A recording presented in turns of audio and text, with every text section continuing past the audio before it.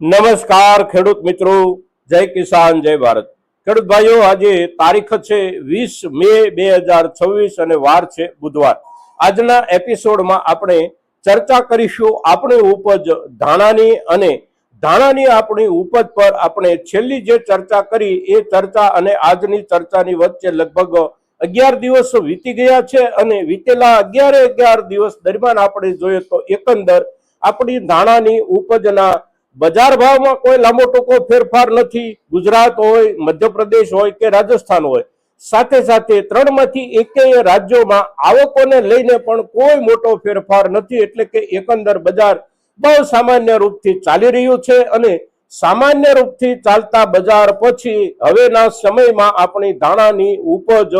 જે કોઈ ખેડૂતો પાસે થોડી ઘણી સંચિત સંગ્રહિત બાકી રહી ગઈ છે, આ ખેડૂતો માટે એક સવાલ હોય છે કે આવનારા સમયમાં ભાવોમાં ફેરફાર આવે, ખાસ કરીને સુધારાલક્ષી ફેરફાર આવે તો કેવો આવે, કેટલો આવે અને ક્યાં સુધીમાં આવે। આ મુદ્દાની ચર્ચા એટલે આપણી ધાણા જેવી અગત્યની ઉપજની ચર્ચા મિત્રો। અને આ ચર્ચા આપણે કરીએ ત્યાર પહેલા એક સામાન્ય નજર આપણા વર્તમાન બજાર ભાવ તરફ નાખીએ તો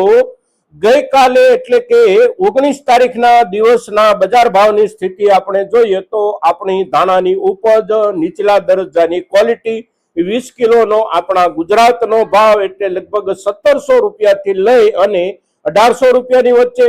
સારી ક્વોલિટી 1800 રૂપિયાથી લઈ અને 1900 રૂપિયાની વચ્ચે, બેસ્ટ ક્વોલિટી 1900 રૂપિયાથી લઈ અને 2100 રૂપિયાની વચ્ચે અને ત્યાર પછી સુપર બેસ્ટ ક્વોલિટીના વર્ગ જે કાંઈ આવતા હોય એ તમામ ક્વોલિટીઓ એટલે લગભગ 2500-2600 રૂપિયા સુધીના ભાવ અને જેને ગ્રીન બેસ્ટ ક્વોલિટી આપણે કહેતા હોઈએ અને ગ્રીનમાં પણ બેસ્ટ ક્વોલિટીના જે કાંઈ વર્ગ પડતા હોય એ તમામ વર્ગમાં ઊંચામાં ઊંચા ભાવનું લેવલ એટલે લગભગ 3000-3100 રૂપિયા અને આ જ પ્રમાણે ભાવોની સ્થિતિ સામાન્ય રૂપમાં આપણે જોઈએ તો રાજસ્થાનમાં પણ છે, મધ્યપ્રદેશમાં પણ છે, પણ રાજસ્થાન અને મધ્યપ્રદેશની પોતાની જે સ્પેશિયલ ઉપજ છે એ સ્પેશિયલ ઉપજના ભાવોનું લેવલ હજી પણ પાછળના સમયગાળા દરમિયાન જ્યાં હતું ત્યાં જ બનેલું છે। એટલે કે 4000 રૂપિયા 20 કિલોના ભાવથી ઉપરના દરજ્જે અવશ્ય એ ક્વોલિટી અત્યારે પણ જળવાઈ રહેલી છે। એટલે કે બજારમાં આપણે જોઈએ તો આપણી દરેકે દરેક ક્વોલિટી, દરેકે દરેક વર્ગ અને આપણા ત્રણેય રાજ્યોમાં લગભગ સમાન ધોરણે ભાવોની સ્થિતિ છે। જે રાજ્યમાં જે પ્રકારની ઉપજો હોય એ પ્રમાણેના ભાવો છે। આપણા ગુજરાતમાં ગ્રીન ક્વોલિટીમાં પણ મધ્યપ્રદેશ અને રાજસ્થાનની જે સ્પેશિયલ ગ્રીન ક્વોલિટીઓ આવે છે એ ક્વોલિટીઓ આપણે ત્યાં નથી તૈયાર થતી, એટલે આપણા બજારના લેવલ એવા નથી। પણ આપણે સામાન્ય રૂપમાં જોઈએ તો બહુ સારા ભાવથી અત્યાર સુધી આપણા ધાણા વેચાયા છે। અત્યારે પણ જે ભાવથી આપણે વેચી રહ્યા છીએ એ ભાવ એટલે સારામાં સારા ભાવ આપણે ધાણાની ઉપજ માટે તો અવશ્ય ગણવા જોઈએ। તેમ છતાં પણ આપણા ખેડૂત સમુદાય તરફથી હજી કેટલોક ધાણાનો જથ્થો અવશ્ય સચવાયેલો છે, ત્રણેય રાજ્યોમાં સચવાયેલો છે, પણ સચવાયેલા જથ્થાની આપણે એકંદર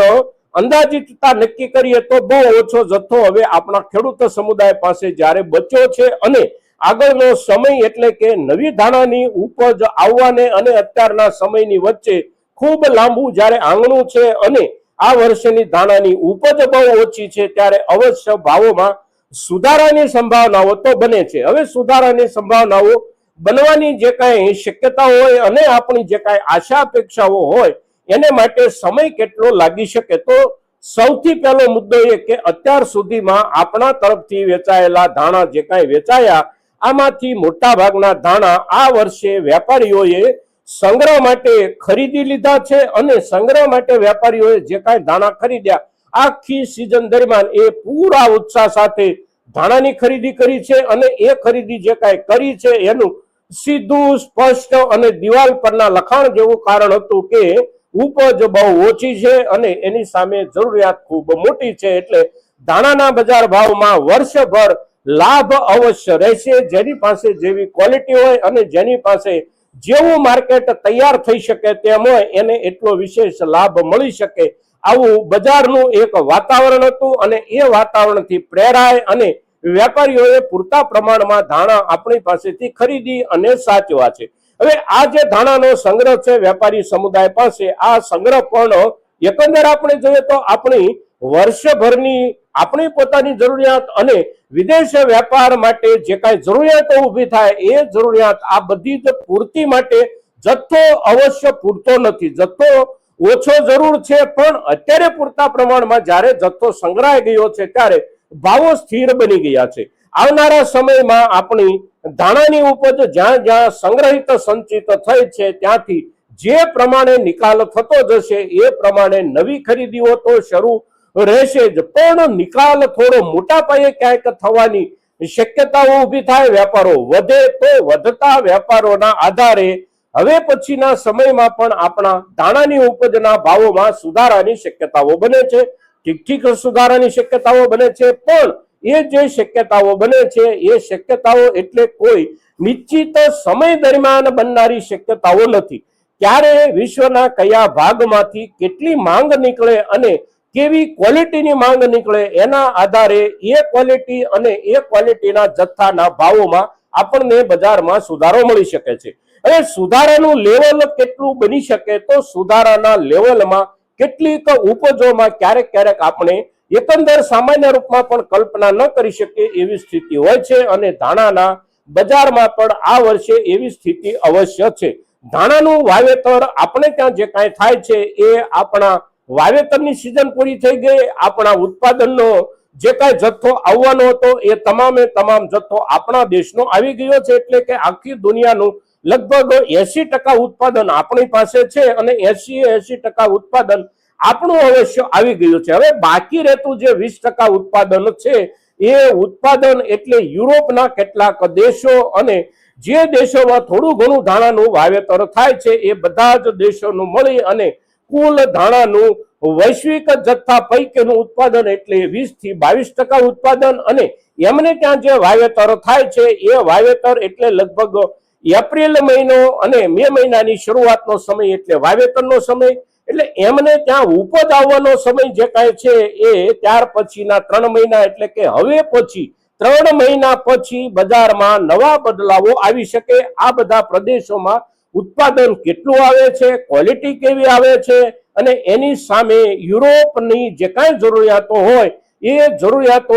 પૂરી પડવાની કે નહીં પૂરી પડવાની શક્યતાઓ સંભાવનાઓ કેવી બને છે એના આધારે આપણા ધાણાના જથ્થાની જરૂરિયાતમાં વધઘટ થઈ શકે છે. આ લોકોના વાવેતરમાં એટલે કે યુરોપિયન વિસ્તારના વાવેતરમાંથી જે કાંઈ ઉત્પાદન એકંદર સામાન્ય રૂપમાં દર વર્ષે મળતું હોય એના કરતા થોડું વધારે ઉત્પાદન મળે તો આપણા દેશના ધાણા વિદેશમાં જે કાંઈ જતા હોય એ જથ્થામાં બહુ મોટો વધારો ન થાય, જથ્થો એ પ્રમાણે બની રહે. અગર તો સામાન્ય રૂપમાં એમાં ઘટાડો પણ બેસી શકે, પણ ઉત્પાદનમાં એમને ત્યાં જો ઘટાડો બેસે તો ઘટાડો કેટલો બેસે છે એના આધારે આપણા ભારતીય ધાણાની વિશ્વમાં જરૂરિયાત ઊભી થઈ શકે છે. એમને ત્યાં ઉતારો જો ઓછો બેસે તો આપણા ધાણા એ સમયગાળા દરમિયાન એટલે લગભગ આપણે 9મો કે 10મો મહિનો આ સમયગાળાને એક આધારરૂપ સમયગાળો સમજી અને વિચારવું જોઈએ અને એ પ્રમાણે ચાલવું જોઈએ કે 9મા કે 10મા મહિના આસપાસ યુરોપિયન ધાણાના વાવેતરના વિસ્તારોના પાકના ફાઇનલ ચિત્ર દુનિયાની સામે આવી જશે અને એના આધારે આપણા ધાણાની જરૂરિયાત કેવી ઊભી થાય છે એનું એક નવું ચિત્ર તૈયાર થઈ શકે છે. જો વધારે જરૂરિયાત ઊભી થવાની સંભાવનાઓ બેસે તો અવશ્ય આપણા ધાણાની ઉપજમાં ઠીક પ્રમાણમાં સુધારો બની શકે છે, કારણ કે ત્યાં સુધીમાં આપણે ત્યાંથી ખરીદાયેલા જે કાંઈ ધાણા આપણી ઉપજના છે એમાંથી પણ મોટા ભાગનો હિસ્સો, મોટા ભાગનો જથ્થો આપણા દેશની પોતાની જ જરૂરિયાતમાં વપરાઈ ચૂક્યો હોય છે, અને એ જે વપરાયેલો જથ્થો હોય એ જથ્થો એટલે સંગ્રહ કરનાર વેપારીઓના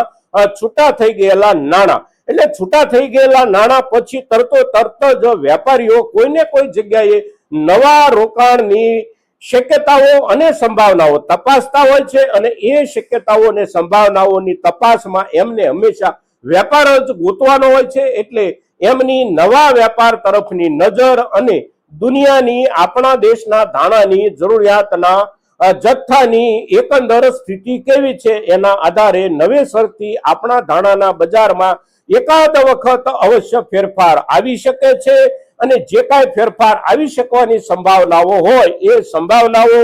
જ્યારે આવે ત્યાં સુધી આપણે આપણા ધાણા સાચવી શકીએ એમ છીએ કે કેમ, આ સવાલ અત્યારે આપણા જ્યાં જ્યાં સચવાયેલા ધાણા છે એ ખેડૂતોની સામે સૌથી અગત્યનો છે. ધાણાને સાચવવા એટલે ખૂબ સારી કાળજી સાથે સાચવી શકીએ તો જ ધાણાને ક્વોલિટી સાથે આપણે સાચવી શકીએ છીએ. એટલે ક્વોલિટી સાથે આપણે ધાણા સાચવી શકીએ એવી આપણી ઉપજ હોય, સાથે સાથે ભાવોમાં આપણી કલ્પના કે આપણી આશા અપેક્ષા પ્રમાણેનો સુધારો બેસવામાં થોડો વધારે સમય લાગે તો પણ આપણી કોઈ પણ પ્રકારની એવી આર્થિક અગવડો ન હોય તો આપણે ધાણાની ઉપજ સાચવવાનો નિર્ણય કરી શકીએ. અને આ બે પૈકી એક બાજુ આપણી નબળી પડતી હોય અથવા તો બંને બાજુ આપણી નબળી પડતી હોય તો અવશ્ય અત્યારનો સમય આપણી ધાણાની ઉપજને વેચવા માટેનો સારામાં સારો સમય આપણે ગણવો જોઈએ. આ સમય દરમિયાન પણ ભાવ અવશ્ય સારા ચાલી રહ્યા છે, એટલે આપણી ધાણાની ઉપજ પર આપણે